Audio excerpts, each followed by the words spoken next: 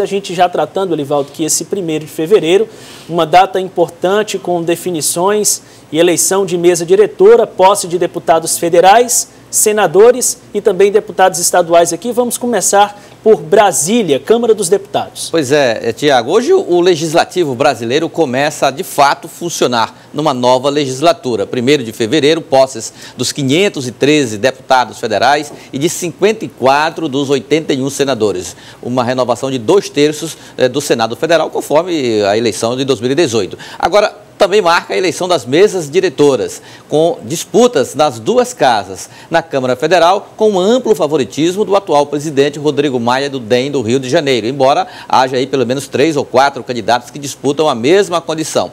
Já no Senado, a situação é mais dispersa. Renan Calheiros é candidato, busca o 5º mandato de presidente do Senado Federal e, por consequência, do Congresso Nacional, e com uma vantagem, Tiago. Ontem ele conseguiu ser indicado, ou seja, vencer uma disputa interna no MDB com a senadora Simone Tebet, do MDB lá do Mato Grosso do Sul, e é o indicado do partido. Imagina-se que haja um fechamento de questão do partido de maior bancada no Senado Federal. Mas a concorrência, Davi Alcolumbre, um senador lá do Amapá, Álvaro Dias, do Podemos, do Paraná, Esperidião Amin, do PP, lá de Santa Catarina, Tasso Gereissati, do PSDB aqui do estado do Ceará. Então, há uma tendência de disputa. O dia vai ser muito tumultuado lá em Brasília, seguramente, em torno de negociações para que, tanto na Câmara como no Senado, as eleições, as sessões preparatórias encaminhem as eleições que serão realizadas na parte da tarde, logo após a cerimônia ou a sessão de posse dos deputados federais e também dos senadores. Como é que está a participação de Jair Bolsonaro nesse processo, Elivaldo? Olha, o governo federal, Tiago, ele tem assim uma certa cautela em relação às eleições no Congresso. Claro que deve ter suas preferências. Os ministros é que tratam mais dessa situação. A imprensa nacional, por exemplo, destaca no Senado o ministro Onyx Lorenzoni com a preferência mais anti-Renan e Paulo Guedes, o ministro da Economia, mais alinhado a Renan Calheiros. Ou seja, o governo se divide um pouco, mas o presidente tem evitado até se pronunciar, espera que a base aliada tenha assim uma espécie de consenso, de busque uma negociação, um entendimento. O que o presidente Bolsonaro deseja, além de se recuperar prontamente da cirurgia lá no hospital em São Paulo, Albert Einstein ainda está lá internado, o que ele quer, deseja uma relação harmoniosa a ponto de aprovar as reformas que pretende enviar ao Congresso Nacional, às duas casas, principalmente a reforma previdenciária. Então, a relação Planalto-Congresso será fundamental para o êxito da gestão do presidente Jair Bolsonaro. Bom, vamos trazer para cá, vamos ao Piauí. Elivaldo, você acompanhou de casa a grande movimentação em torno da eleição da mesa diretora da Assembleia Legislativa, com 2 chapas inicialmente postas, né? E no momento ali do registro começou a se trabalhar com mais consistência um consenso, foram alocados espaços para aquelas forças que deveriam se confrontar, com PP e progressistas na chapa de Temístocles, mas aí apareceu de última hora uma outra candidatura à presidência do deputado Nerinho. A gente pode ter alguma surpresa e qual é a sua leitura? O que está a sua expectativa para o dia de hoje? Olha, Tiago, a semana valeu pelo mês de janeiro todo, pelo recesso todo. A Lídia, o Fenelon tiveram muito trabalho aí para cobrir ou analisar esses fatos aí. Cada dia era um fato diferente, foi muito nervosismo, a gente percebeu claramente aqui. Tensionou o negócio. Aqui da TV Cidade Verde, dos portal, da rádio aqui, da TV, enfim. Mas foi uma semana que termina hoje com a base governista concentrada na candidatura de Temístocles Filho à reeleição, depois de um tumultuado processo de entendimentos, de negociações,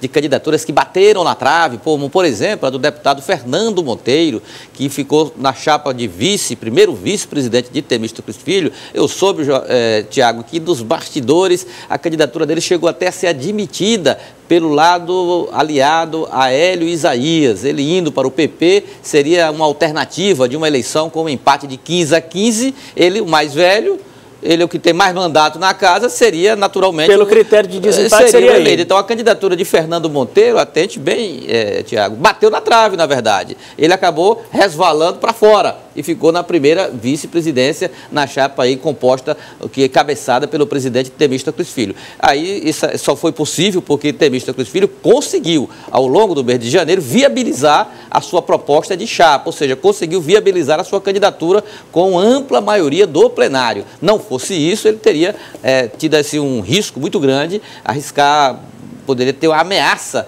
à sua reeleição. Mas eu acredito que não terá nenhuma ameaça, será reeleito daqui a pouco, lá às 11 horas, na sessão de instalação da legislatura de 2019. A candidatura avulsa do deputado Nerinho, eu imagino que seja uma parte da vontade dele mesmo, que é contra Temístocles Filho, isso não é de hoje. Comenta-se até que tem a ver com relações políticas relacionadas a Picos também, que é o seu principal reduto. Existe uma divergência quase que pessoal, digamos assim. Exatamente, tem uma divergência lá com setores também da política que interfere na parte nacional. Já tem até comentário, não, é porque o Nerinho, o deputado Nerinho, o lado que ele prefere, acaba perdendo, enfim, acaba tendo aquela animosidade. Mas o deputado Nerinho mantém a sua candidatura, é candidato avulso, e nós vamos ver hoje se essa candidatura pode, de fato, arranhar a unidade da base governista. Pelo resultado, nós vamos ter essa interpretação, essa análise, meio-dia nós poderemos ter. Mas Temístocles Filho será reeleito presidente da Assembleia Legislativa para mais um mandato, que terminará no final de início de 2021. Será o seu 8º mandato à frente do Parlamento Estadual, e isso se deve muito, sobretudo, à sua capacidade de articulação, que conseguiu angariar apoio suficiente para ter a sua ratificada a sua reeleição. Ô, Elivaldo, só para a gente entender como é que é o andamento dos trabalhos nessa sessão. É uma sessão propriamente dita? É uma sessão especial de instalação, primeiro as posses, né, Tiago? As posses dos 30 deputados estaduais. Os titulares. Dos titulares efetivos vão tomar posse hoje, os 30 deputados estaduais, com presença, inclusive, do governador Wellington Dias. Eu vi agora na agenda do governador, ele está confirmada a presença do governador Wellington Dias, que também foi fundamental nessa unidade para evitar racha na sua base aliada. Ele atuou aí na reta final da negociação, que possibilitou essa composição da mesa diretora. Foi, portanto, muito importante a participação do governador Wellington Dias, que vai lá hoje prestigiar a posse dos deputados, essa relação parlamento-executivo, e logo depois, numa sessão que vai ser dirigida pelo próprio deputado Temístocles Filho, encaminhará a votação, a eleição da mesa diretora, que será uma votação fechada, já está lá todo preparado, lá, aquela cabine. E aí os deputados vão um a um votar na presidência, e depois em cada cargo, dos 8 cargos, são 4 secretarias e 4 vice-presidências, e aí pronto, está feita a composição, e esperar na próxima semana o início dos trabalhos legislativos, formação das comissões, definições de lideranças, e aguardar então as matérias que constarão na pauta. A principal é a reforma administrativa proposta pelo governo, que está sendo no processo final de conclusão aí, para ser encaminhada ao Parlamento Estadual. Vamos então à última, Elivaldo. Você pegou um flagrante, vai trazer aí um flagrante de 2 tucanos que, ao que parecem, não estão dividindo o mesmo ninho. É verdade. Tucanos que não estão se bicando, né? Que não se entendem, aí é decorrência até da eleição da Câmara Municipal. Foi ontem, durante a posse da vereadora Poliana Rocha, vereadora do PV, que substitui Tereza Brito, que é ex-vereadora, renunciou ao mandato para assumir, naturalmente, daqui a pouco, o mandato de deputada estadual pelo PV. E na foto registra aí um momento de muita harmonia, descontração do prefeito Firmino Filho, do vereador Jeová Alencar, presidente da Câmara Municipal.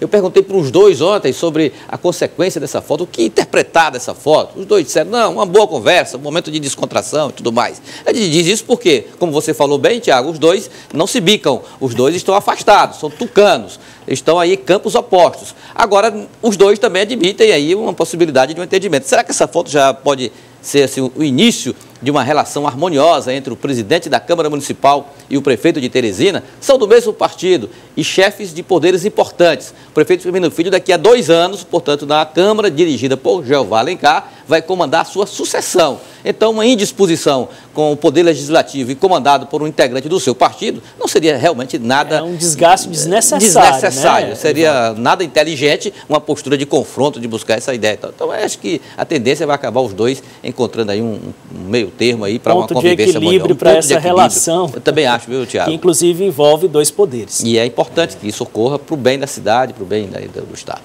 Muito obrigado, Elivaldo Barbosa, pelas informações. Seja sempre bem-vindo. Um abraço. Bom trabalho para você nessa sexta-feira. Elivaldo, mais tarde no Jornal do Piauí e na coluna Tempo Real no cidadeverde.com. Olha, no próximo bloco, permissionários dos quiosques do bairro Promorá reclamam que foram pegos de surpresa com o corte da água nos trailers. Ainda hoje, as dicas para o seu final de semana no Notícia Cultural. Você vai saber também informações sobre a abertura do cadastro para veículos que devem atuar durante a greve dos motoristas e cobradores de ônibus, prevista para iniciar na próxima segunda-feira. Não saia daí, nós voltamos em instantes.